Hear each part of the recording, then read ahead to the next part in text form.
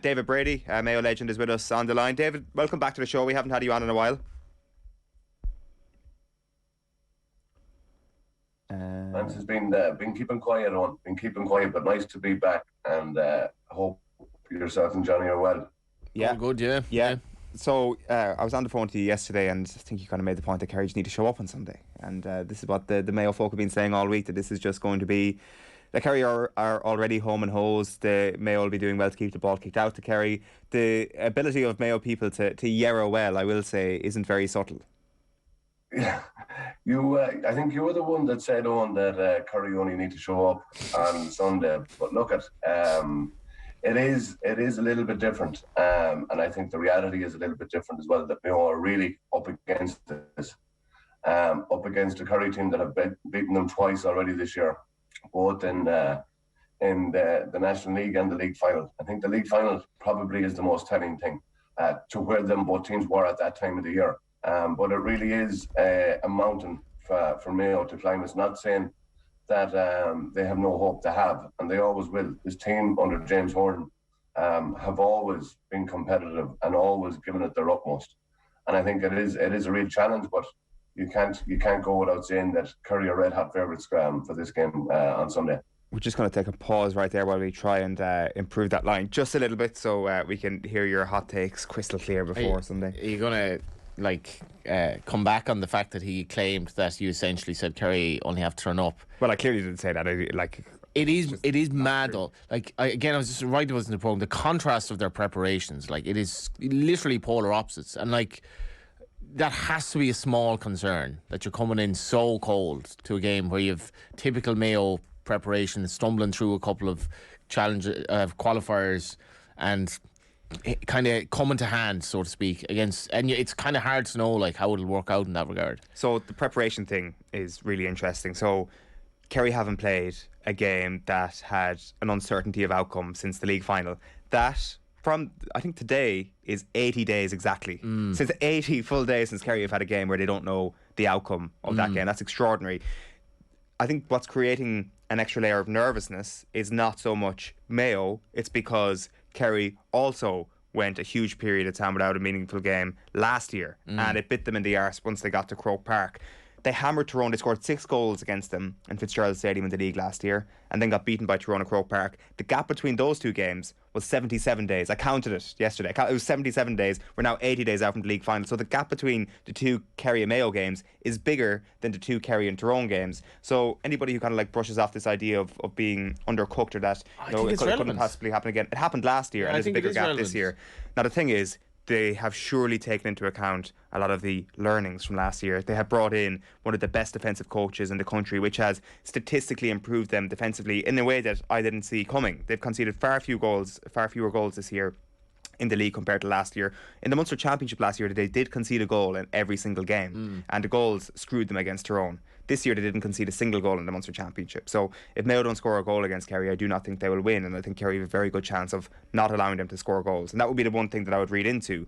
But we've got to stop basing this whole notion that Kerry are going to hammer Mayo on the league final, because that is just so irrelevant, not just because of the 80 days, but because Rob Henley wasn't playing that day, Oisin Mullen wasn't playing that day, Paddy Durkin wasn't playing that day, Diarmuid O'Connor wasn't playing that day, Owen McLaughlin wasn't playing that day, Jordan Flynn came off injured, famously David Clifford standing over him, Cillian O'Connor only played the last 15 minutes, Padraig O'Hora was left to mark David Clifford one-on-one. That will not happen again. I'm not saying that's going to make up a 15-point gap, but Jesus, if you're looking at the league final and say, well, Kerry hammered them last time they played in Croke Park, therefore they'll do it again.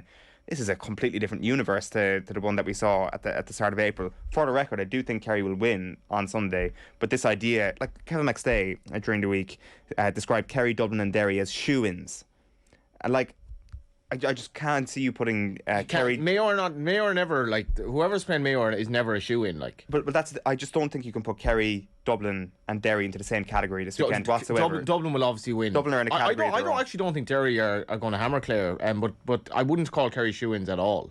And I think Kevin McStay is playing the Mayo man a bit there, where he's yeah, sure, I'm not sure he believes that. He went on to say that beating Kerry would arguably be Mayo's most audacious win to date. David Brady is back with us on the line. Would it be Mayo's most audacious win to date if they were to win on Sunday?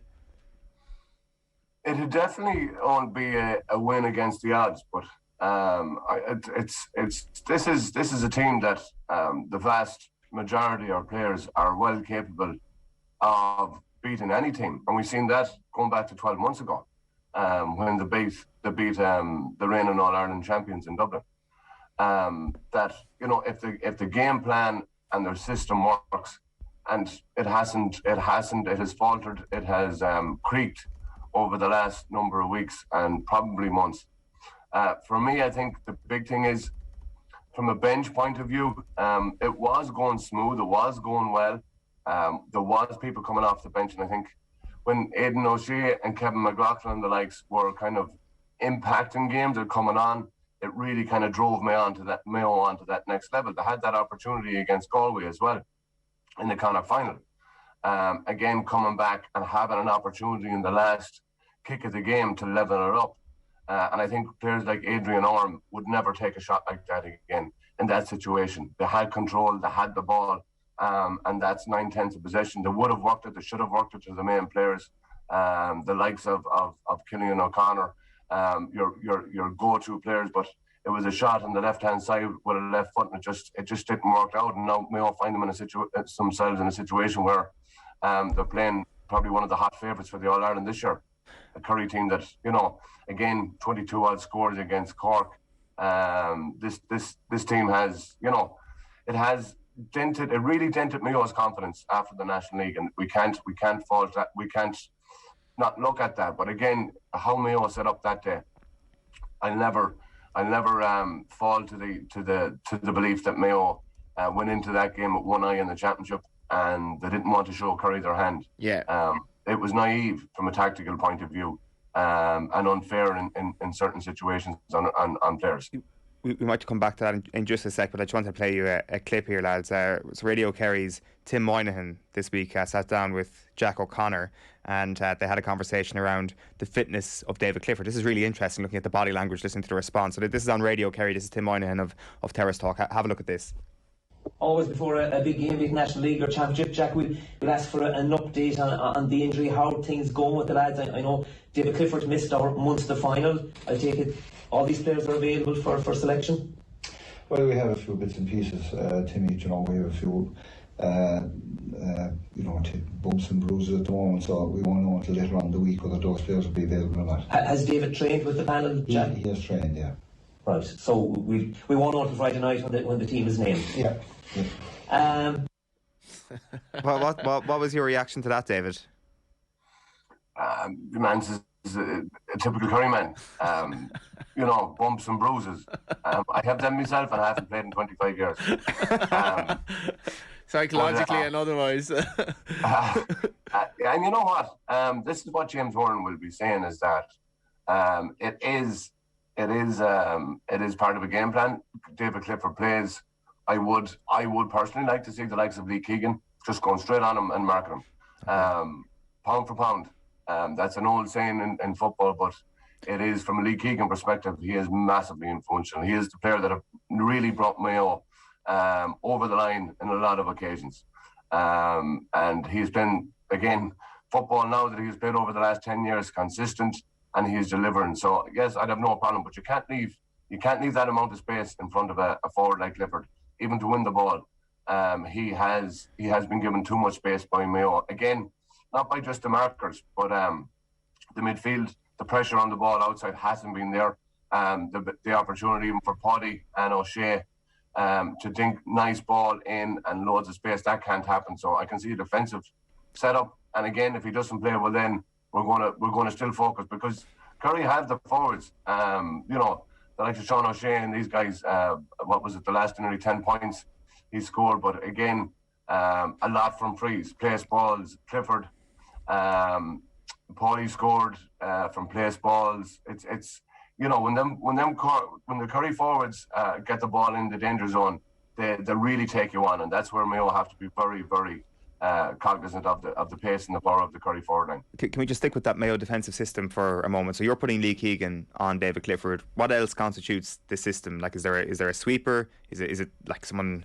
I'm not sure who is the sweeper if that's what James Horan goes with. Honestly, I would personally look at the likes of playing Stephen Cohen on the half-forward line. Stephen has been not as I suppose dynamic, or he hasn't controlled games the way I would have liked him to do it, but I think he has a massive ability to read the game, read scenarios and read situations. We have a half-forward line that hasn't dominated on each and every game. There's been players, I think Jason Doherty probably unfairly got hauled off after 20 odd minutes the last day. I would definitely look at putting the likes of Stephen Cohen on the half-forward line and playing as a sweeper, right, and cutting out them runs. He has the mindset, he has the capability, and we're from a back's perspective, we have that kind of luxury to say yes. We have a back formation and a back unit that is capable of having one or two guys coming in. So Cohen drops back as a sweeper from a half forward. Does Aidan O'Shea have any role in that defensive system? Because obviously you're going to have, I presume, Flynn will start this weekend. So you're going to have O'Shea wearing 11. What's his position then going to be, and how does that work in terms of how Mayo set up defensively? It's a big plus for Mayo to have Jordan Flynn back. And I think he has really worked at his game. He has found his position. He was, between midfield, half forward, coming on as a sub. But I think this year and really at the start of the league, he cemented his position and really not alone complimented Matty Ruan, but added to Matty's game and gave Matty that bit of luxury to go forward, because he knew that Jordan had the capability and the fitness to cover back. I do see Matty and Jordan Flynn starting in midfield. And is there a place for Aidan? There's a place on this Mayo team for Aidan O'Shea, 100%. Is it to start? Is it to come on? Is it to add that bit of dynamic play that he can from a defensive point of view with 25 minutes to go? You think he might not start this weekend? There could be a possibility, yeah. There could be a possibility. And it's not about the man that's starting, it's about the team that finishes. And Aidan O'Shea would be more than happy to contribute in any way, shape or form, as other Mayo players would be as well. Do you play Aidan on the half-forward line and have him dropping as a sweeper, or do you again go like Aidan has played all positions this year except full back? He's played centre back, he's played midfield, he's played centre forward. I could actually see him also being probably the fulcrum of in the full forward line, and I'd like to see Killian O'Connor come out to the half forward line a little bit more. I think he's been a little bit blocked up, a little bit of devoid of space, and I think he probably needs space to get into the game coming back from the injury. He can find himself probably a little bit choked in the modern game in the corner forward, full forward position. I'd like to see him coming out a little bit. Against Kildare, Dave, you had 10 individual scores from play. Like, is that a good thing, or are Mayo basically lacking the marquee forward to win a game where a marquee forward is likely going to win it for Kerry? Look, it always the forwards always take the glory. But from our perspective, there was actually one or two plays in the Kildare game at vital stages where a forward didn't actually touch the ball from the one end of the pitch to the other when the ball went over the bar. Again, it was back to Mayo's strength. Their half-backs, their full-backs, strong running. And I suppose when teams are playing a defensive system, you need to be cognizant and you need to have backs that can play as forwards. The likes of Pádraig O'Hora setting up Oisin Mullen's goal. The forwards haven't been functioning the way you'd want them to be as what you call marquee. But I think they have the ability as a unit to play together. But I would like to see the likes of Killian coming out a little bit more. I'd like to see Jeremy getting a little bit more involved in the game. He has been on the periphery. So there's a lot of ask from a lot of players, and I think we can't say, oh, maybe they might, because they've done it in the past and they're well capable of putting it up to this Kerry team on Sunday. That's really, like, there's a lot in that. Like, can I just put you on the spot here? If you were managing this team, how would you pick it? So, like, are you saying that you would put Aidan O'Shea in on the edge of the square and go for like a twin tower setup with himself and Jack Carney and have Killian O'Connor as what is essentially a half forward? Is that what you would do this Sunday?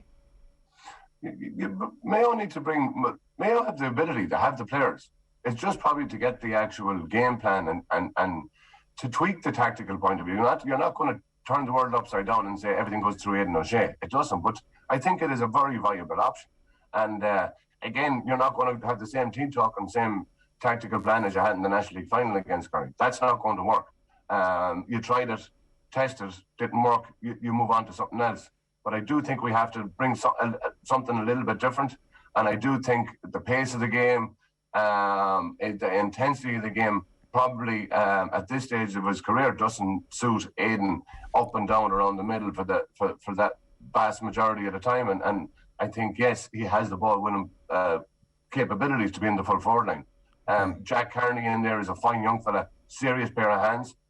There could be a little combination together. But I definitely think a defensive, from a sweeper perspective, does Clifford McLaughlin come back in and play his old style sweeper sitting back? I think it was more Stephen Rochford's era than anything else, but they need to be defensive. And the thing is, Owen, Johnny, if this game is in, and it doesn't matter if Clifford plays or not, and there's 10 minutes left and there's a point in it, there'll be a lot more than bumps and bruises, because that's when Mayo, and we've seen it against Kildare, and we've seen it against the Dublins, and we've seen it against numerous teams over the last 3, 4, 5 years. If the game is there to be won in the last 10 minutes, I'd have a little wager. Right, so you think that Kerry kind of need to win this game, like by 5 points, the direction? Halftime is vital. Whoever, like even in the National League game this year, and you've seen it in a lot of the games. You've seen it in the Armagh Donegal game. The vast majority of games that Derry have played this year, the team going in at halftime with a lead brings a massive amount of confidence, a massive amount of momentum. Yes, our tactics are working, our plan is working, everything we said is working, because you're going in 2, 3, 4 points up at halftime.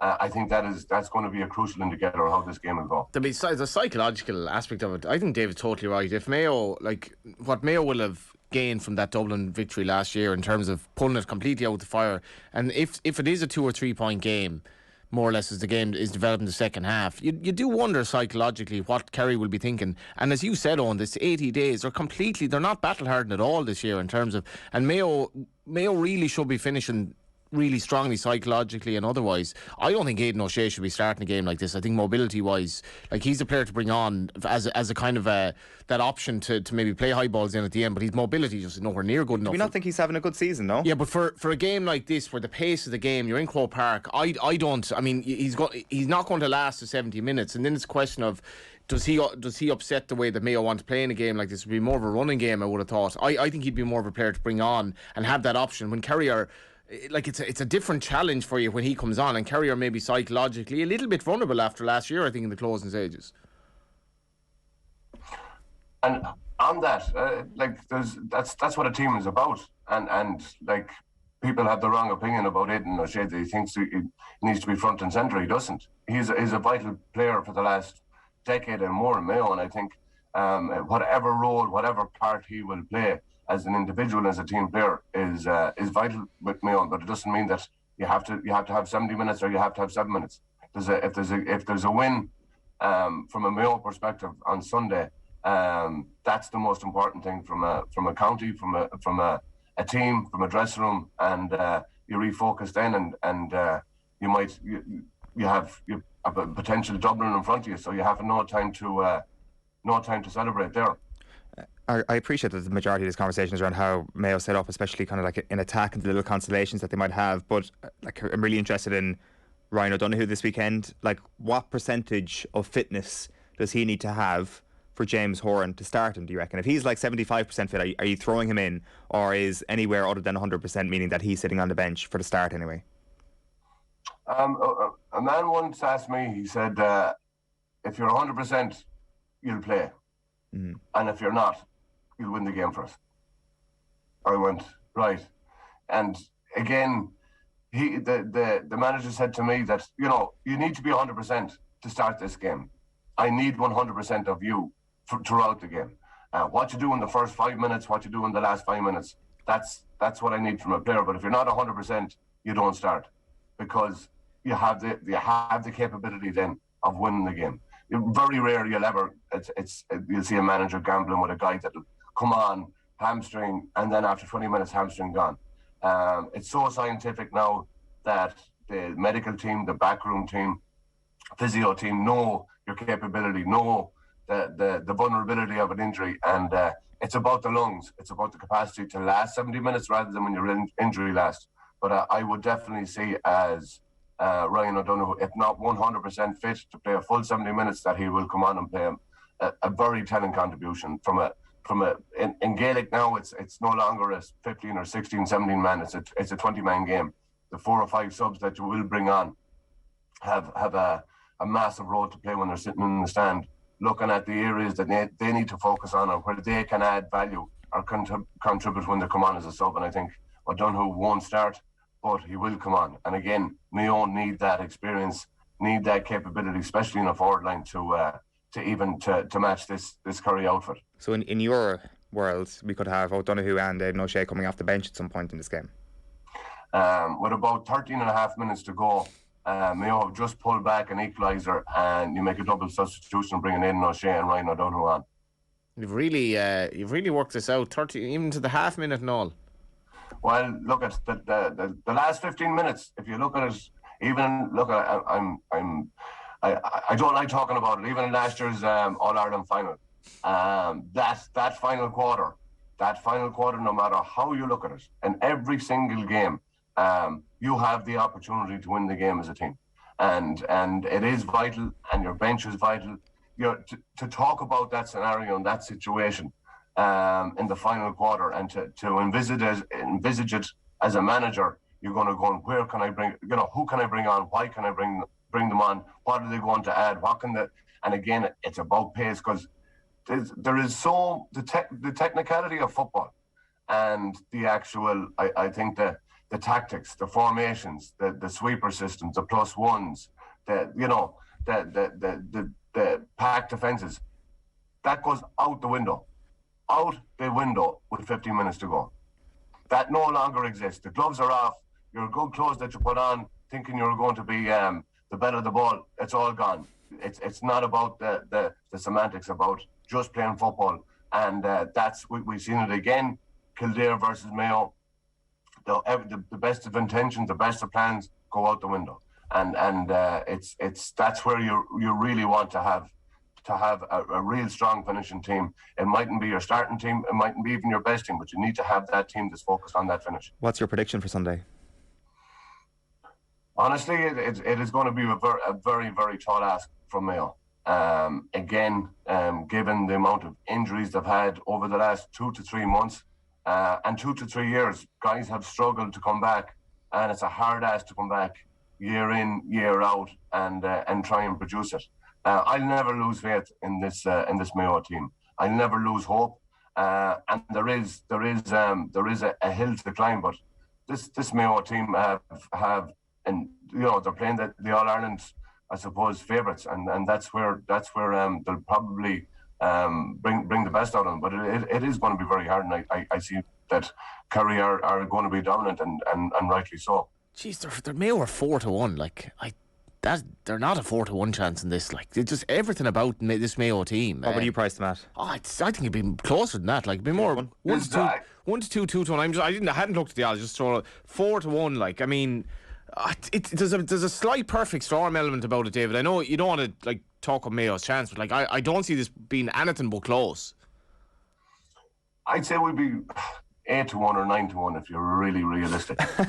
You're verging into the Kerry spiel here. There's a lack of consistency here, I will say, David. If I hate to be blunt. I do hope, though. I do hope Mayo win All Ireland in the very near future, so that it's kind of like waiting for the saviour. Once it eventually arrives, you'll be like, grand, we can kind of chill out now and enjoy life, because it's been a long old road. Look, we'll always enjoy life. Tell me 1 year in the last 13 years that Mayo haven't put in one big performance. Yeah. One big performance. 2018. In that year they did, but no, not from a final perspective. But they're going to be competitive, and it's going to come down to the wire. It's going to come down to the last 15 minutes. Yes, Kerry have the best bench. They have more experience. They have probably the best individual players. National League champions. It's all going very well for them. But even from the Cork perspective. And yes, again, Kerry scored over 20 scores in that game as such. They struggled for I suppose a degree of the game to figure out the defensive system from Cork. Mayo will have learned a few lessons from that James Horan could take, and again, the double team guys. But it is a massive weekend for football. And it's a long time since we had this in the real world outside of COVID. Yeah. Croke Park Saturday, Croke Park Sunday. Now looking for tickets, and it's really where we've come back, boys, and it's been a long 2 or 3 years to get to this normality and quality and class in Croke Park. Yeah, I can't wait. David Brady, thanks a million. Enjoy. Pleasure. See you on. See you, Johnny. See you. What do you think they do with Clifford?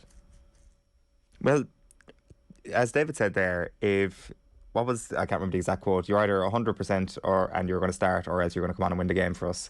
And I'm pretty certain David Clifford is not 100%. Really? It's like, if he's not 100%, like, there's been a lot of wild, different speculation, and a lot of it is incorrect. But the one consistent thing is that David Clifford is not. It's not 100% fit, and I think Mayo will target that if he starts. So I don't know. Is he the sort of player though who can come on and impact the game? Of course he is, because he's potentially one of the best players. But I didn't see the Kildare game, but Daniel Flynn got 1 point, which.